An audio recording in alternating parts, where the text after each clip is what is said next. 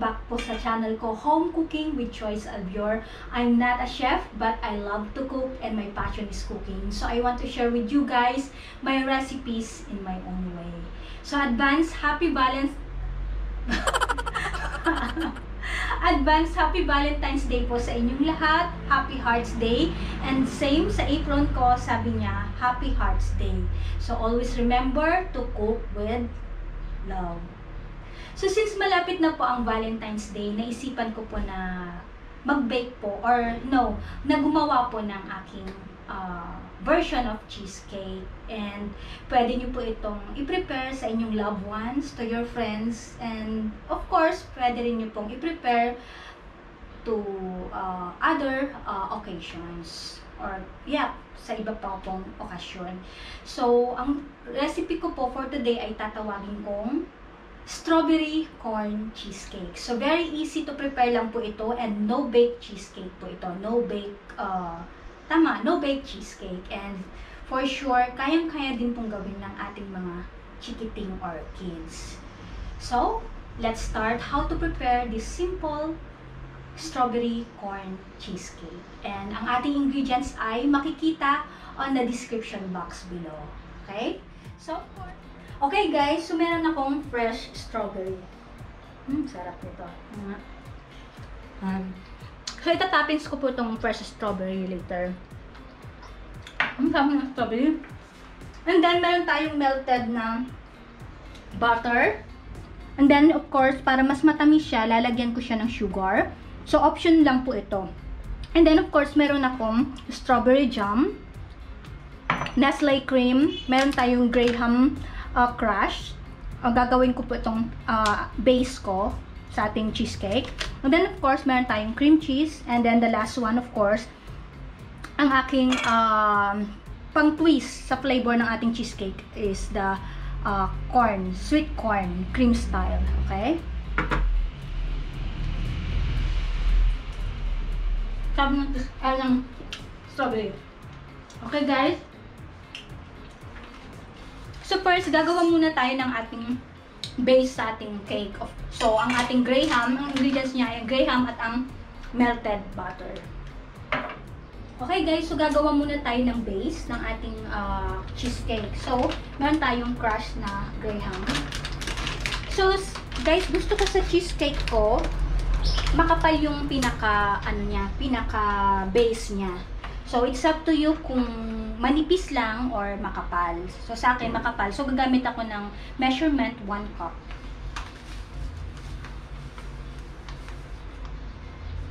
Yan. So, 1 cup.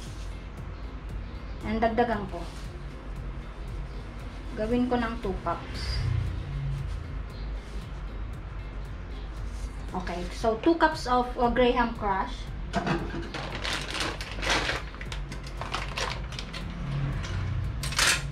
And then guys, lagyan natin siya ng melted butter.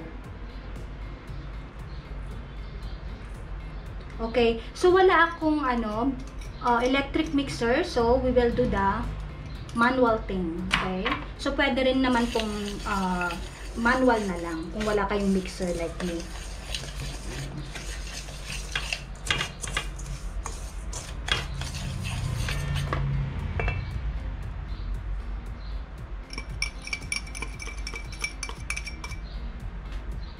So, mix nyo lang guys hanggang maging solid siya. Okay?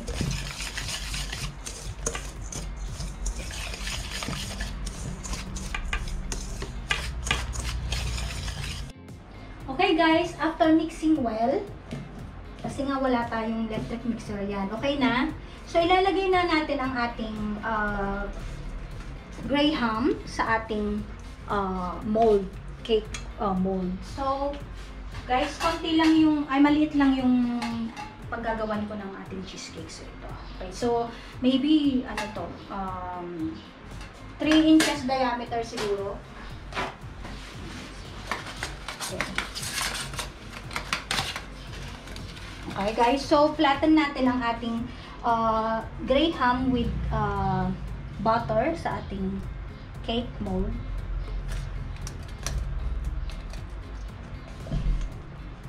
So, gusto ko medyo makapal ang aking base.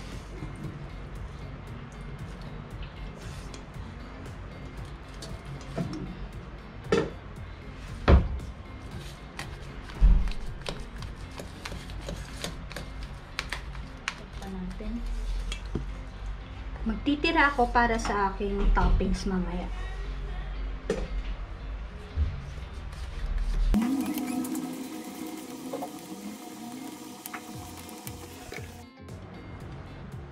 Okay guys, so make sure na flattened na mabuti yung ating pinaka-base. Okay, and then guys, yung 2 cups of crushed graham equivalent to 1 bar of butter. Okay, so set aside muna natin to guys kasi magmi-mix naman tayo ng ating cream cheese. Okay, okay, so start na tayo gumawa ng ating cream cheese mixture. Okay, so since maliit lang guys yung cake mold ko nga, siguro mga half lang gagamitin natin cream cheese. Okay, so any brand of cream cheese. Okay, half lang guys ilalagay natin.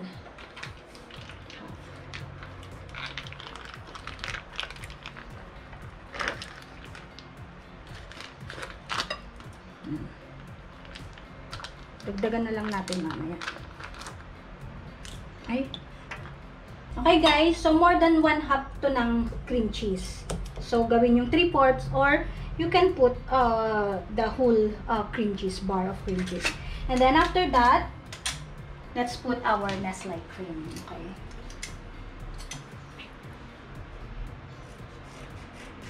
One pack of nestle cream.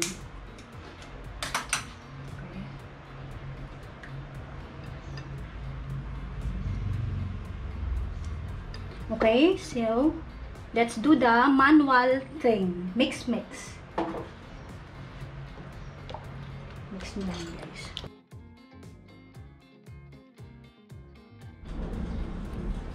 Sometimes I am frightened, but I'm ready to learn about the power of love.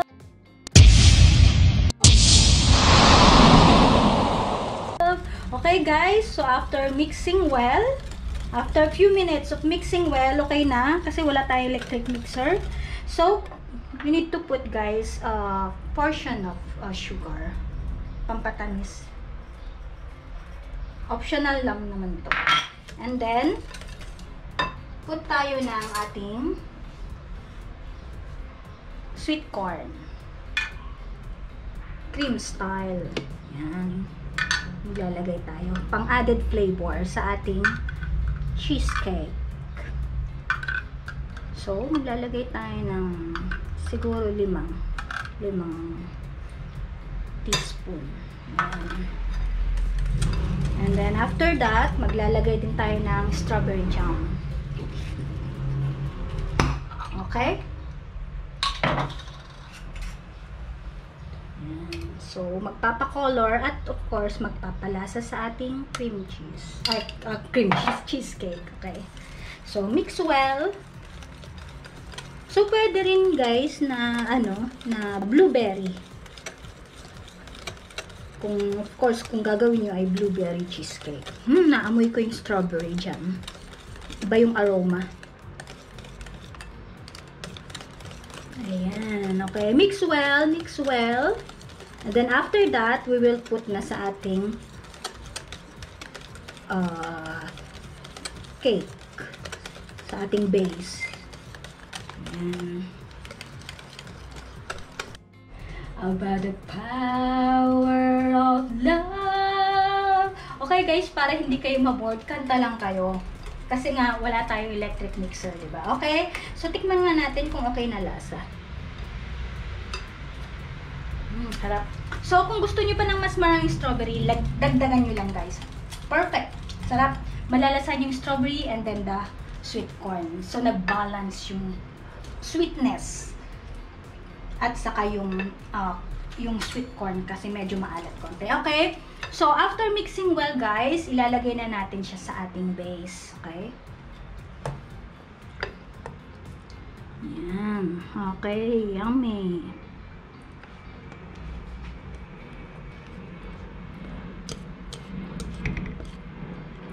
Nakita nyo may corn siya.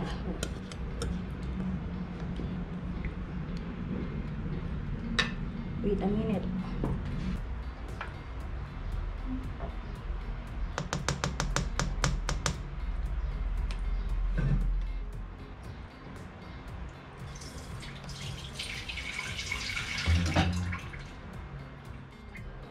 Okay guys, so after natin ilagay ang ating cream cheese mixture, lagyan ko sa ibabaw ang kumbaga maglalagay ako ng toppings ng corn, sweet corn.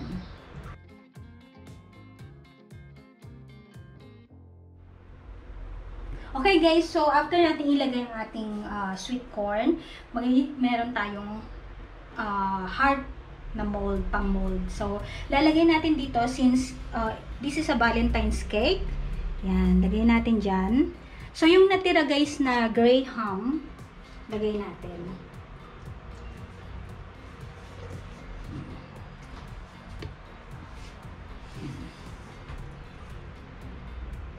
Para mag-korteng heart.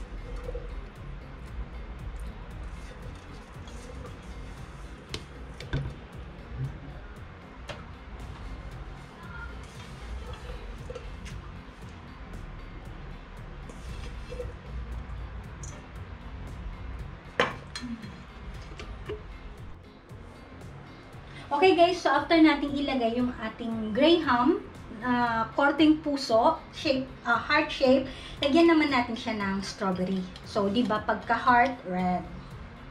Okay, so lagyan lang natin ng konti. Yan.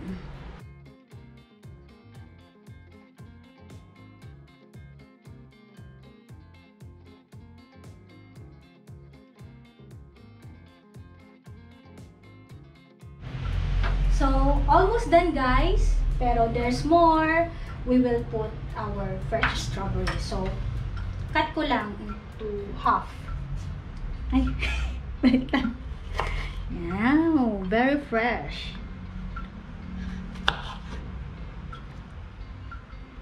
One more. Okay? And then, lagay natin siya sa ibabaw.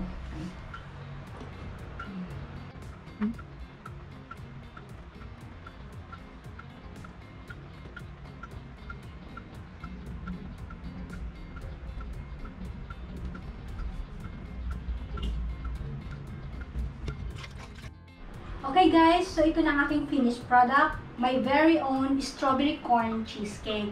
So, i-chill muna natin for a few minutes hanggang medyo mag-ano na rin siya, mag-tumigas. And then, saka natin siya tikman. Okay? So, see you later guys! 24 hours later. Okay guys, we're back. So, ito na ang ating chilled na strawberry corn cheesecake. So, chilled siya guys overnight. So, overnight ko siya chilled. But, pwede rin naman po na few hours. Okay? So, it's time to transfer our cake sa ating lagayan. Okay? Ayan. Okay? So, dito ko siya ilalagay. So, may petals of white rose. Ayan. So, white ang favorite kong color ng rose guys. So, white ang pinili ko. Okay, so, korteng heart pa rin siya. Yan o. Okay, heart.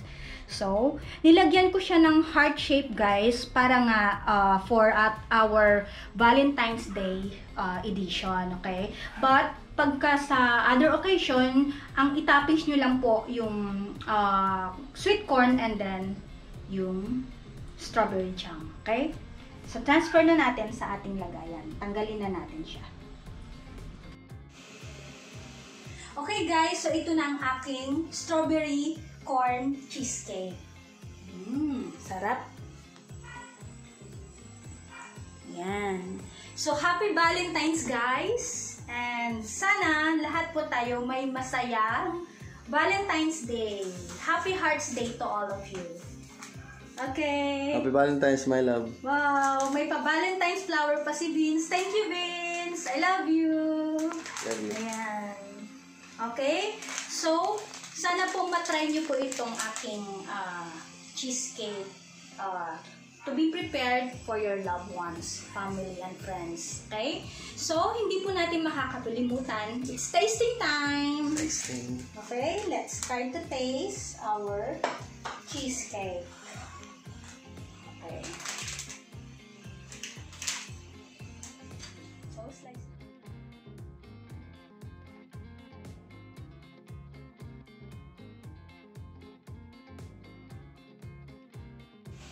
Okay guys, so kunin natin yung gray ham. base niya. Ayan. Para matikman natin. Okay?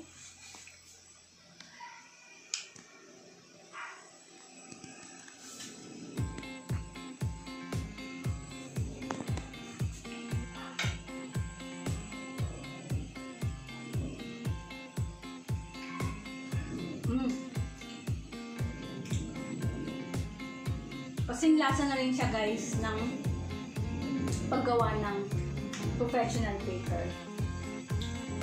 Sarap. May maasim saka maalat na blend. Magugustuhan ko na lahat. Malasahan mo talaga yung pagka corn niya.